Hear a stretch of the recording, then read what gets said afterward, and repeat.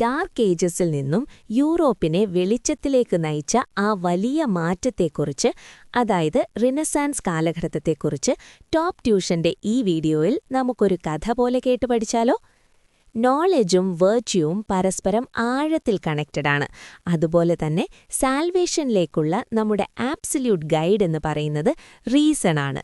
ഈ പവർഫുൾ ഐഡിയകൾ മുന്നോട്ട് വെച്ചത് 13th സെഞ്ച്വറിയിലെ ബ്രില്യന്റ് ഇംഗ്ലീഷ് സയന്റിഫിക് ഫിലോസഫറും റാഷണലിസമിന്റെ ധീരനായ ചാമ്പ്യനുമായ റോജർ ബേക്കണാണ്. അദ്ദേഹത്തിന്റെ കാലഘട്ടത്തിൽ യൂറോപ്യൻ റൂളേഴ്സ് റാഷണലിസമിനെ കർശനമായി ഡിനൈ ചെയ്യുകയും വളരെ ക്രൂരമായ ഫ്യൂഡൽ പവർ സിസ്റ്റങ്ങൾ നിലനിർത്തുകയും ചെയ്തു. ഈ സിസ്റ്റത്തെ ക്വസ്റ്റ്യൻ ചെയ്യാൻ ധൈര്യം കാണിച്ച ബേക്കണെ പോലുള്ള തിങ്കേഴ്സിന് ക്രൂരമായ പീഡനങ്ങളും ഇംപ്രിസൺമെന്റും ഫേസ് ചെയ്യേണ്ടി വന്നു. ചിലപ്പോൾ അവർക്ക് സ്വന്തം ജീവൻ വരെ നഷ്ടപ്പെട്ടു. ഒടുവിൽ റിജിഡായ ഈ മീഡിയവൽ സിറ്റുവേഷനുകളിൽ മാറ്റങ്ങൾ കണ്ടുതുടങ്ങി. 14th സെഞ്ച്വറി മുതൽ യൂറോപ്യൻ കോണ്ടിനെന്റിലുടനീളം മാസിവായ സോഷ്യൽ, ഇക്കണോമിക്, പൊളിറ്റിക്കൽ ഷിഫ്റ്റുകൾ ആഞ്ഞുവീശി. ആളുകൾ മീഡിയവൽ ഐഡിയകളിൽ നിന്നും ബ്രേക്ക് അവേ ചെയ്യാൻ തുടങ്ങുകയും പൗരാണിക ഗ്രീക്കോ റോമൻ കൾച്ചറുകളിൽ ആഴത്തിൽ സ്വാധീനിക്കപ്പെടുകയും ചെയ്തു. റിനസാൻസ് എന്ന വാക്കിന്റെ അർത്ഥം റീബേർത്ത് എന്നാണ്. ഇത് ക്ലാസിക്കൽ കൾച്ചറിന്റെ ഈ വൈബ്രന്റായ റിവൈവലിനെയാണ് കൃത്യമായി സൂചിപ്പിക്കുന്നത്.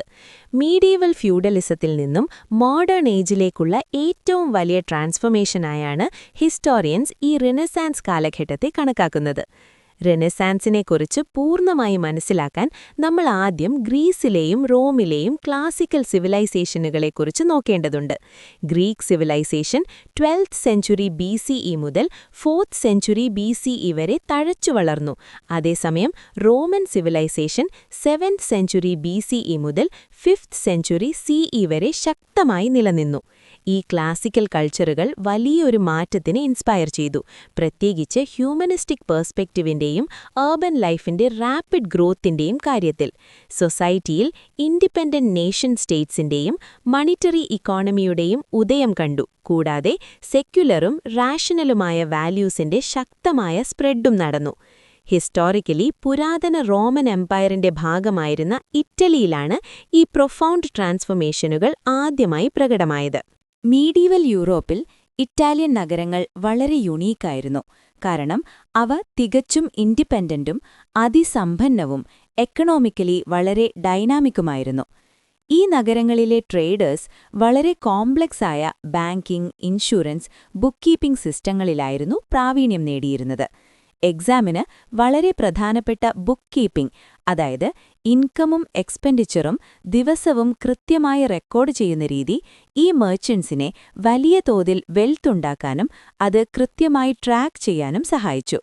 അന്നത്തെ മാപ്സ് നോക്കുമ്പോൾ Venice, Milan, Parma, Genoa, Bologna, Pisa, Florence, Rome, Naples തുടങ്ങിയ വലിയ കമേഴ്ഷ്യൽ ഹബ്സ് നമുക്ക് കാണാൻ കഴിയും. 11th സെഞ്ച്വറിയോടെ വളർന്നുവരുന്ന കമേഴ്ഷ്യലൈസേഷൻ പരമ്പരാഗത ഫ്യൂഡൽ സിസ്റ്റത്തെ തകർക്കാനും റിലീജിയസ് സുപ്രീമസിയെ ചാലഞ്ച് ചെയ്യാനും തുടങ്ങി. പുതിയതും വളരെ സമ്പന്നവുമായ ഒരു കമേഴ്ഷ്യൽ മിഡിൽ ക്ലാസ് ഉയർന്നുവരികയും അവർ സ്വാഭാവികമായും പൊളിറ്റിക്കൽ പവറിൽ കാര്യമായ പങ്ക് ഡിമാൻഡ് ചെയ്യുകയും ചെയ്തു. ഈ കാലഘട്ടത്തിൽ വിവിധ ഇറ്റാലിയൻ നഗരങ്ങളിലുടനീളം നിരവധി പ്രോമിനന്റ് ഫാമിലീസ് പൂർണ്ണ ഡോമിനൻസിലേക്ക് ഉയർന്നുവന്നു. ഉദാഹരണത്തിന്, പ്രശസ്തമായ മെഡിസി ഫാമിലി ഫ്ലോറൻസ് ഭരിച്ചപ്പോൾ സ്ഫോർസ ഫാമിലിയും വിസ്കോണ്ടി ഫാമിലിയും മിലാനിൽ ആധിപത്യം സ്ഥാപിച്ചു. ഫാർനെസ് ഫാമിലി പാർമ നിയന്ത്രിച്ചു. അതുപോലെ ഓർസിനി ഫാമിലിക്ക് നേപ്പിൾസിൽ ഇമ്മൻസ് പവർ ഉണ്ടായിരുന്നു. 11th സെഞ്ച്വറി മുതൽ 13th സെഞ്ച്വറി വരെ ജെറുസലേമിനു വേണ്ടി ക്രിസ്ത്യാനികളും മുസ്ലിംസും തമ്മിൽ നടന്ന ഇന്റൻസായ റിലീജിയസ് വാർസ് ആയിരുന്നു ക്രൂസേഡ്സ്. വയലന്റ് ആയിരുന്നെങ്കിലും ഈ കോൺഫ്ലിക്ട്സ് ഈസ്റ്റേണും വെസ്റ്റേണും വേൾഡ്സ് തമ്മിൽ വളരെ പ്രോഫിറ്റബിളും മാസീവുമായ ഒരു കൾച്ചറൽ എക്സ്ചേഞ്ചിന് കാരണമായി. ഇറ്റാലിയൻ മെർച്ചന്റ്സ് ഈസ്റ്റേൺ കൾച്ചേഴ്സുമായി അടുത്തിടപഴകുകയും വൈകാതെ തന്നെ മെഡിറ്ററേനിയനിലെ പ്രധാന ട്രേഡ് റൂട്ട്സിന്റെ പൂർണ്ണമായ മൊണോപോളി നേടിയെടുക്കുകയും ചെയ്തു. തുടർച്ചയായ ഈ വലിയ വെൽത്തിന്റെ ഒഴുക്ക് യൂറോപ്പിലെ മറ്റു പ്രദേശങ്ങളെ അപേക്ഷിച്ച് ഇറ്റാലിയൻ നഗരങ്ങളുടെ ഗ്രോത്ത് വളരെ ആക്സിലറേറ്റ് ചെയ്തു. 14th സെഞ്ച്വറിയുടെ പകുതിയോടെ ബ്യൂബോണിക് പ്ലേഗ് അല്ലെങ്കിൽ ബ്ലാക്ക് ഡെത്ത് എന്നറിയപ്പെടുന്ന ഭയാനകമായ എപ്പിഡമിക് യൂറോപ്പിനെ തകർത്തെറിഞ്ഞു. മെർച്ചന്റ് ഷിപ്പുകളിലെ എലികൾ വഴിയെത്തിയ ഇൻഫെക്റ്റഡ് ഫ്ലീസിലൂടെ ഇത് അതിവേഗം പടരുകയും ശരീരത്തിൽ ബ്ലാക്ക് ബോയിൽസ് ഉണ്ടാക്കി ആയിരക്കണക്കിന് ജീവൻ അപഹരിക്കുകയും ചെയ്തു. ഈ വലിയ ജീവനാശം ഗുരുതരമായ ലേബർ ഷോർട്ടേജിന് കാരണമായി.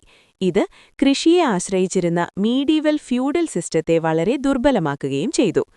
ട്രഡീഷണൽ മെഡിസിൻസ് പൂർണ്ണമായും ഫെയിലായപ്പോൾ ഭയന്നുപോയ സിറ്റിസൺസ് പരിഹാരത്തിനായി ഗ്രീസിലെയും റോമിലെയും ഏൻഷ്യന്റ് മെഡിക്കൽ സയൻസുകളെക്കുറിച്ച് എക്സ്പ്ലോർ ചെയ്യാൻ തുടങ്ങി.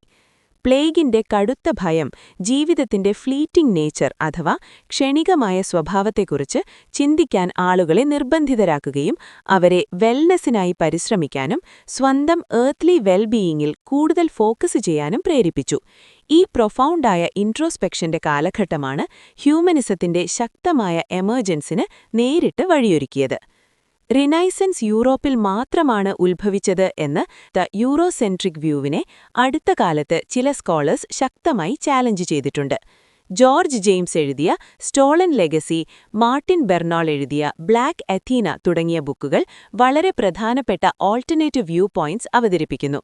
കൊളോണിയൽ ഹിസ്റ്റോറിയൻസ് നോൺ യൂറോപ്യൻ കൾച്ചേഴ്സിന്റെ വലിയ കോൺട്രിബ്യൂഷൻസിനെ അന്യായമായി ഡിസ്മിസ് ചെയ്തുവെന്നും യൂറോപ്യന്മാർ മാത്രമേ സിവിലൈസ്ഡ് ആയിട്ടുള്ളൂ എന്ന് വരുത്തി തീർക്കാൻ അവരെ മാർജിനലൈസ് ചെയ്തുവെന്നും അവർ ശക്തമായി വാദിക്കുന്നു. എക്സാമിന് ഓർക്കേണ്ട വേൾഡ് ഹിസ്റ്ററിയിലെ മറ്റൊരു പിവോട്ടൽ ഈവന്റ് 1453-ൽ ഒട്ടോമൻ ടർക്സ് കോൺസ്റ്റാന്റിനോപ്പിൾ കീഴടക്കിയതാണ്. ബ്ലാക്ക് സീക്കും മെഡിറ്ററേനിയൻ സീക്കും ഇടയിൽ സ്ഥിതി ചെയ്തിരുന്ന കോൺസ്റ്റാന്റിനോപ്പിൾ യൂറോപ്പിനും ഏഷ്യയ്ക്കുമിടയിലുള്ള ഒരു ഡയറക്റ്റ് ബ്രിഡ്ജായി പ്രവർത്തിച്ചു. ഇത് ഈസ്റ്റേൺ റോമൻ എംപയറിന്റെ തലസ്ഥാനവും ഏൻഷ്യൻ ഗ്രേക്കോ റോമൻ മാനുസ്ക്രിപ്റ്റുകളുടെ വലിയൊരു റിപ്പോസിറ്ററിയുമായിരുന്നു. വിനാശകരമായ ഈ ടർക്കിഷ് ഇൻവേഷനു ശേഷം പ്രഗത്ഭരായ പല സ്കോളേഴ്സും അവരുടെ വിലപ്പെട്ട മാനുസ്ക്രിപ്റ്റുകളുമായി നഗരം വിട്ട് ഇറ്റലിയിലേക്ക് മൈഗ്രേറ്റ് ചെയ്തു. ഏൻഷ്യൻ നോളജിന്റെ പെട്ടെന്നുള്ള ഈ ഒഴുക്ക് റിസർച്ചിനെ ഒറ്റപ്പെട്ട മീഡീവൽ യൂണിവേഴ്സിറ്റികളിൽ നിന്ന് നേരിട്ട് പബ്ലിക് ലൈബ്രറികളിലേക്ക് മാറ്റാൻ സഹായിച്ചു. കർശനമായ മിഡിൽ ഏജസ് ഡോമിനന്റ് ഫിലോസഫി സ്കോളാസ്റ്റിസിസമായിരുന്നു. അത് ക്രിസ്ത്യൻ തിയോളജിയിലും ആഫ്റ്റർ ലൈഫിലും മാത്രമാണ് ഫോക്കസ് ചെയ്തിരുന്നത്. ഇതിൽ നിന്നുള്ള റാഡിക്കലും റിഫ്രഷിംഗുമായ ഒരു ഷിഫ്റ്റായാണ് ഹ്യൂമനിസം ഉയർന്നുവന്നത്. അത് ഹ്യൂമൻ എക്സ്പീരിയൻസിനും റാഷണൽ ഇൻക്വയറിക്കും വേൾഡ്ലി ലൈഫിനും വലിയ പ്രാധാന്യം നൽകി. തിങ്കേഴ്സ് പൂർണ്ണമായും തിയോളജിക്കൽ ഡോഗ്മയ്ക്ക് കീഴടങ്ങുന്നതിനു പകരം ഹ്യൂമൻ യുണീക്നെസ്സും വികാരങ്ങളും കമ്മ്യൂണിക്കേഷൻ സ്കിൽസും അഭിമാനത്തോടെ ഹൈലൈറ്റ് ചെയ്തു. റിലീജിയസ് ഡോമിനേഷന്റെ കർശനമായ അതോറിറ്റിയെ ക്വസ്റ്റ്യൻ ചെയ്തുകൊണ്ട് ഡിസെൻഡിംഗ് വോയിസിനെയും ഹ്യൂമനിസം വളരെ ധൈര്യത്തോടെ ഉൾക്കൊണ്ടു. ഏൻഷ്യൻ ഗ്രീക്ക് ഫിലോസഫറായ അരിസ്റ്റോട്ടിൽ ഈ കാലഘട്ടത്തെ ആഴത്തിൽ സ്വാധീനിച്ചു. കാരണം പുതുതായി ട്രാൻസ്ലേറ്റ് ചെയ്ത അദ്ദേഹത്തിന്റെ കൃതികൾ യൂറോപ്പിലുടനീളം നിരവധി പുതിയ ചോദ്യങ്ങൾക്കും ഡിബേറ്റുകൾക്കും പ്രചോദനമായി. പെയിന്റിംഗ്, ആർക്കിടെക്ചർ, ലിറ്ററേച്ചർ, സയൻസ് എന്നീ മേഖലകളിലെ വലിയ മാറ്റങ്ങൾക്ക് ശക്തമായ കോർ ഇൻസ്പിറേഷനായി പ്രവർത്തിച്ചത് ഹ്യൂമനിസമാണ്. ആർട്ടിന്റെ ലോകത്ത് മീഡിയവൽ പെയിന്റിംഗ്സ് മിക്കവാറും ഏഞ്ചൽസും ഹെവൻലി റീംസും പോലെയുള്ള സ്പിരിച്വൽ തീംസിൽ മാത്രമാണ് ഫോക്കസ് ചെയ്തിരുന്നത്. ഇതിൽ നിന്നും സ്ട്രൈക്കിംഗ് കോൺട്രാസ്റ്റായി റിനേസാൻസ് ആർട്ട് മനുഷ്യശരീരത്തിന്റെ നാച്ചുറൽ ബ്യൂട്ടിയിൽ ഫോക്കസ് ചെയ്യുകയും അതിശയകരമായ ഒറിജിനാലിറ്റിയും കളേഴ്സിന്റെ റിയലിസ്റ്റിക് ഉപയോഗവും എടുത്തുകാണിക്കുകയും ചെയ്തു. സമ്പന്ന നഗരമായ ഫ്ലോറൻസ് വളരെ വേഗം ഇറ്റാലിയൻ റിനേസാൻസിന്റെ ബീറ്റിംഗ് ഹാർട്ടായും ഈ ആർട്ടിസ്റ്റിക് എക്സ്പ്ലോഷന്റെ പ്രൈമറി സെന്ററായും ഉയർന്നുവന്നു. റിനേസാൻസ് കാലത്തെ പെയിന്റേഴ്സ് കോംപ്ലക്സായ മനുഷ്യരൂപങ്ങളെ വളരെ കൃത്യതയോടെ ഡിപ്പിക്റ്റ് ചെയ്തു. ഇതിന് ഹ്യൂമൻ അനാട്ടമിയെക്കുറിച്ചുള്ള അവരുടെ അഡ്വാൻസ്ഡായ പുതിയ അറിവ് വലിയ സഹായമായി.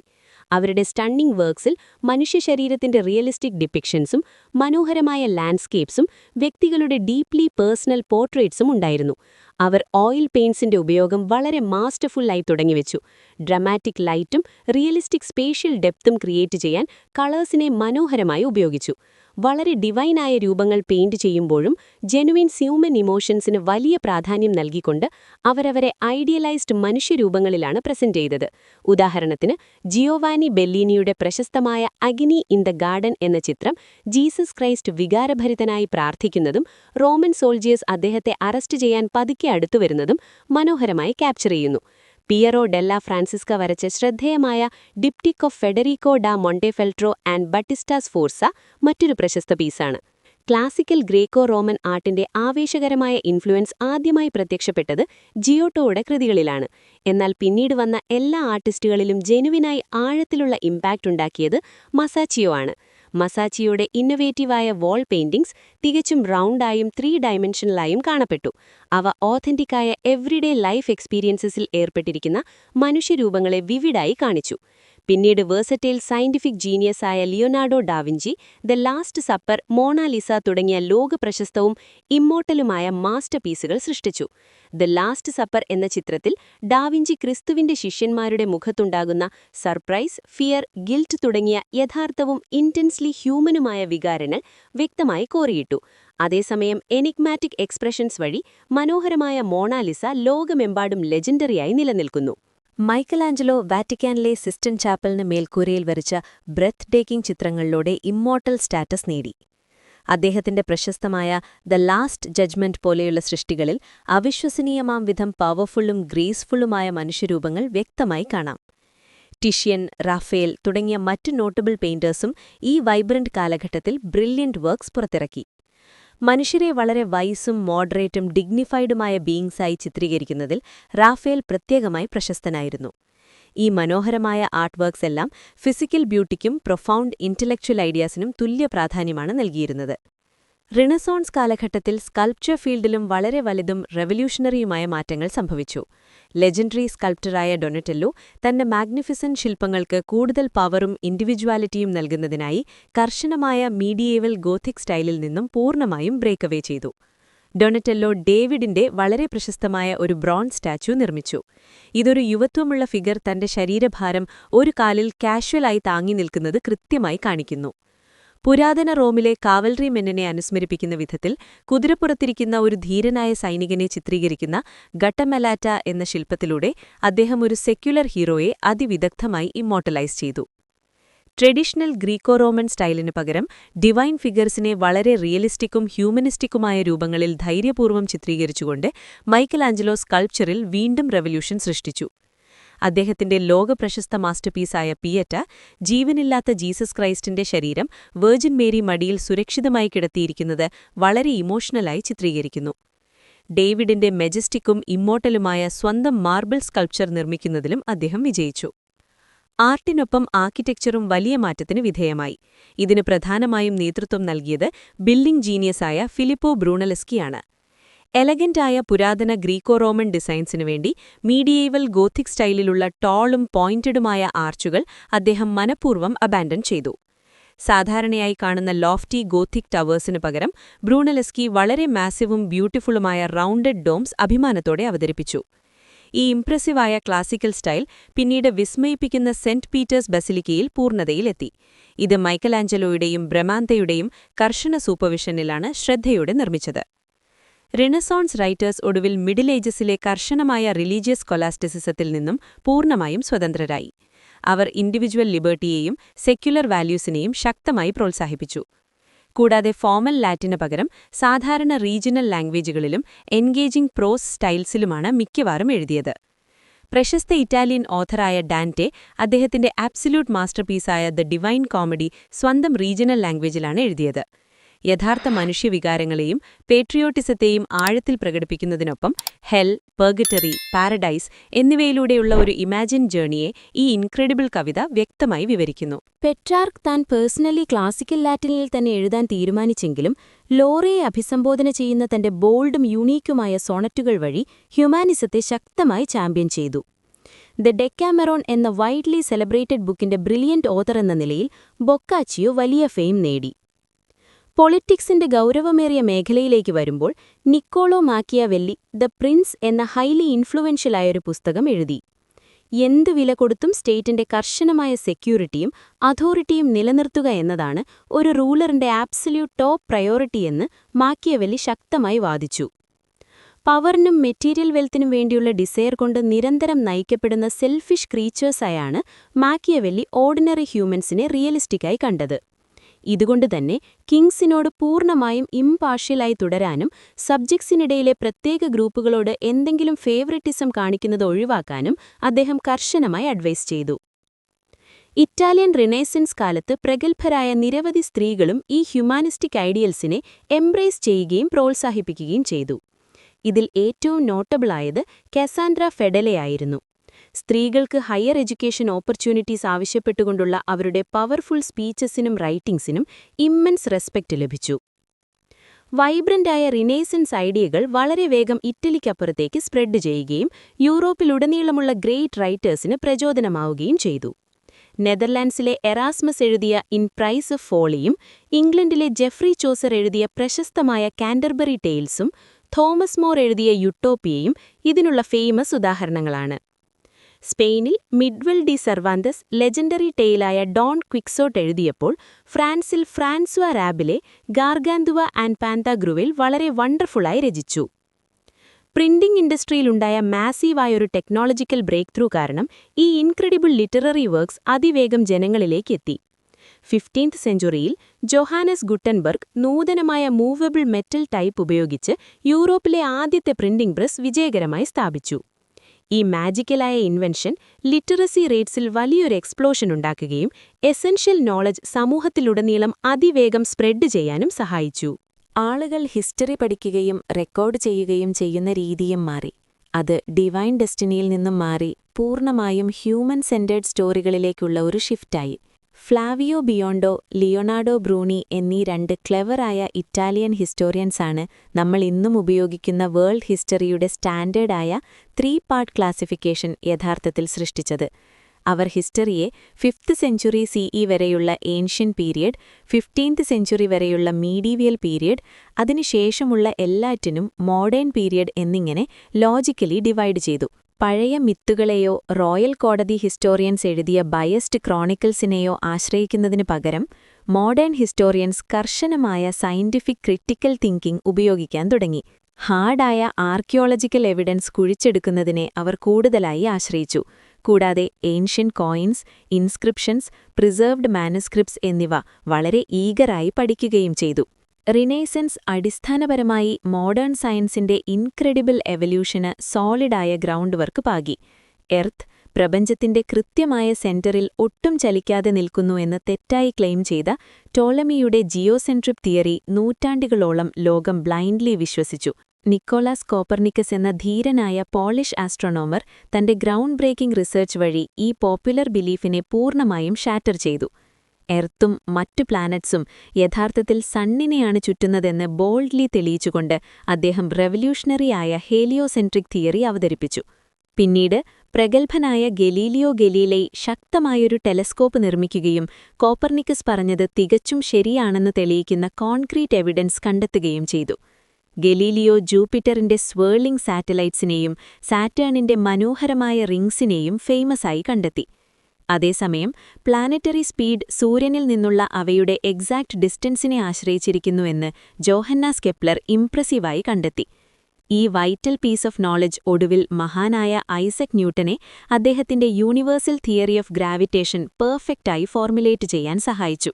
മെഡിക്കൽ സയൻസസിനും മനുഷ്യശരീരത്തെക്കുറിച്ചുള്ള ഹൈലി ഡീറ്റെയിൽഡ് സ്റ്റഡീസിലും വലിയ അഡ്വാൻസ്മെന്റ് സംഭവിച്ചു. പാരാസെൽസസ് എന്ന ഡെഡിക്കേറ്റഡ് സ്വിസ് സയന്റിസ്റ്റ് രോഗങ്ങളുടെ യഥാർത്ഥ ഫിസിക്കൽ കോസസ് കണ്ടെത്താനും പ്രോപ്പർ ക്യൂറുകൾ കണ്ടെത്താനും എക്സ്റ്റൻസീവ് റിസർച്ച് നടത്തി. മറ്റൊരു ധൈര്യനായ പയനിയറായ ആൻഡ്രിയാസ് വെസാലിയസ് ഹ്യൂമൻ കാഡവേഴ്സിനെ മെറ്റിക്കുലസായി ഡിസെക്ട് ചെയ്തു പഠിച്ചുകൊണ്ട് ഹ്യൂമൻ അനാട്ടമി പഠനത്തെ പൂർണ്ണമായും ട്രാൻസ്ഫോം ചെയ്തു. എക്സാമിന് വളരെ പ്രധാനപ്പെട്ട റിഫോർമേഷൻ എന്നറിയപ്പെടുന്ന വളരെ മാസിവും ഫയറിയുമായ ഒരു റിലീജിയസ് പ്രൊട്ടസ്റ്റിന് ഹ്യൂമനിസം ഒടുവിൽ തിരികൊളുത്തി. എറാസ്മസ്, ജോൺ വൈക്ലിഫ്, ജാൻ ഹസ്, സവോണറോള തുടങ്ങിയ ഏർലി ബ്രേക്ക് തിങ്കേഴ്സ് പൂർണ്ണമായും കറപ്റ്റ് ചർച്ച് പ്രാക്ടീസസിനെ ശക്തമായി ക്രിട്ടിസൈസ് ചെയ്തു. നയീവും ടെറിഫൈഡുമായ ബിലീവേഴ്സിന് ചർച്ച് യാതൊരു ലജ്ജയുമില്ലാതെ ഇൻ്റലിജൻസസ് വിട്ടതായിരുന്നു ഏറ്റവും വലിയ കോൺട്രവേഴ്സി. ഈ സ്പെഷ്യൽ സർട്ടിഫിക്കറ്റ്സ് വാങ്ങുന്നത് ആളുകളുടെ പാപങ്ങൾ മാജിക്കലി ക്ഷമിക്കപ്പെടുമെന്ന് ചർച്ച് തെറ്റായി ക്ലെയിം ചെയ്തു. ഇത് വലിയ കത്തീഡ്രൽ നിർമ്മാണ പ്രോജക്റ്റുകൾക്ക് ഫണ്ട് ചെയ്യാൻ ഇത് ഉപയോഗിച്ചു. ജോഹാൻ ടെറ്റ്സൽ എന്ന മോങ്ക് ഈ ഇൻ്റലിജൻസസിനെ ഹെവിലി പ്രൊമോട്ട് ചെയ്യുന്നതിനായി ജർമ്മനിയിലെത്തിയപ്പോൾ മാർട്ടിൻ ലൂത്തർ എന്ന ധീരനായ പ്രീസ്റ്റ് അതിനെതിരെ ഫിയേഴ്സ്ലി പോരാടി. 1517-ൽ ലൂത്തർ തന്റെ ക്രിട്ടിക്കലായ 95 തീസിസ് ഡോക്യുമെന്റ് വിറ്റൻബർഗ് കത്തീഡ്രലിന്റെ ഹെവി തടിവാതിലുകളിൽ ഫേമസായി ആണിയടിച്ചുവെച്ചു. ഒരു അക്കാഡമിക് ഡിബേറ്റ് തുടങ്ങാൻ വേണ്ടി മാത്രമാണ് ലൂത്തർ ആദ്യം ഇത് ലാറ്റിനിൽ എഴുതിയതെങ്കിലും ക്ലെവർ സപ്പോർട്ടേഴ്സ് വേഗത്തിൽ അത് ജർമ്മനിലേക്ക് ട്രാൻസ്ലേറ്റ് ചെയ്യുകയും ഒരു വൈൽഡ് ഫയർ പോലെ പടർത്തുകയും ചെയ്തു.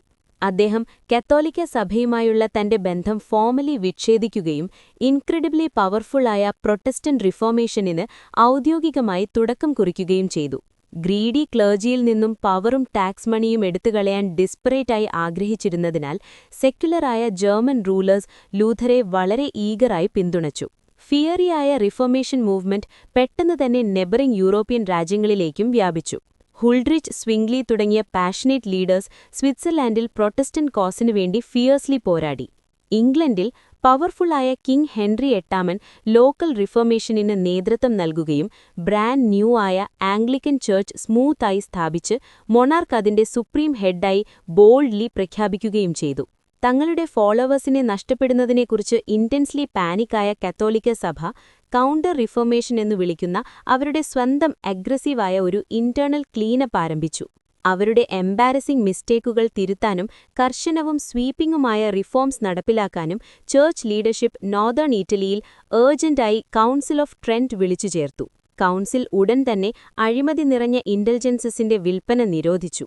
കത്തോലിക്കർ വായിക്കാൻ പാടില്ലാത്ത പുസ്തകങ്ങളുടെ കർശനമായ പട്ടികയായ ദ ഇൻഡെക്സ് വളരെ ടെറിഫയിംഗ് ആയി പ്രസിദ്ധീകരിച്ചു. നോൺ ബിലീവേഴ്സിനെ വയലന്റായി ശിക്ഷിക്കുന്നതിന് അവർ പഴയതും ബ്രൂട്ടലുമായ മീഡീവൽ കോടതികളായ ഇൻക്വിസിഷൻ വീണ്ടും തിരികെ കൊണ്ടുവന്നു. ഇഗ്നേഷ്യസ് വയോള എന്ന ഡെഡിക്കേറ്റഡ് സ്പാനിഷ് പ്രീസ്റ്റ് സഭയുടെ തകർന്ന റെപ്യൂട്ടേഷൻ വീണ്ടെടുക്കുന്നതിനായി ദ സൊസൈറ്റി ഓഫ് ജീസസ് എന്നൊരു പ്രത്യേക ഗ്രൂപ്പ് രൂപീകരിച്ചു. ഹൈലി ഡിസിപ്ലിൻഡായ ഈ കാത്തോലിക് മിഷണറീസ് ഒരു ചോദ്യവും കൂടാതെ കർശനമായ ഓർഡേഴ്സ് അനുസരിക്കുകയും സ്കൂളുകൾ തുറക്കാനും കത്തോലിക്ക വിശ്വാസം എങ്ങനെയെങ്കിലും സ്പ്രെഡ് ചെയ്യാനുമായി ലോകമെമ്പാടും സഞ്ചരിക്കുകയും ചെയ്തു. അൾട്ടിമേറ്റ്ലി ഈ കൗണ്ടർ റിഫോർമേഷൻ കത്തോലിക്ക സഭയിൽ നിന്നും ടെറിബിളും റോങ്ങുമായ നിരവധി പ്രാക്ടീസുകൾ പൂർണ്ണമായും ഇല്ലാതാക്കുന്നതിൽ സക്സസ്ഫുള്ളായി പ്രവർത്തിച്ചു. തിരിഞ്ഞുനോക്കുമ്പോൾ പുരാതന ഗ്രേക്കോ റോമൻ കാലഘട്ടത്തിൽ ആദ്യമുദിച്ച ഹ്യൂമനിസ്റ്റിക് ഐഡിയാസിന്റെ അവിശ്വസനീയമായ എവല്യൂഷണറി പ്രോഗ്രസ്സാണ് റിനൈസൻസ് അടയാളപ്പെടുത്തുന്നത്. ഇതിന്റെ ആബ്സല്യൂട്ട് കോറിൽ റിനൈസൻസ് ഹ്യൂമാനിസത്തെ ആഘോഷിക്കുകയും ഒടുവിൽ ഹ്യൂമാനിറ്റിയിലും നമ്മുടെ വേൾഡ്ലി നീഡ്സിലും ഇന്റൻസ്ലി ഫോക്കസ് ചെയ്യുകയും ചെയ്തു. ചുരുക്കി പറഞ്ഞാൽ മീഡിയവൽ കാലഘട്ടത്തിലെ അന്ധവിശ്വാസങ്ങളിൽ നിന്നും മാറി മനുഷ്യനും അവന്റെ റീസണിനും പ്രാധാന്യം നൽകിയ ഒരു വലിയ മാറ്റമായിരുന്നു ഈ റിനൈസൻസ് കാലഘട്ടം. Online for Kerala, offline for Palakkad. Join us today.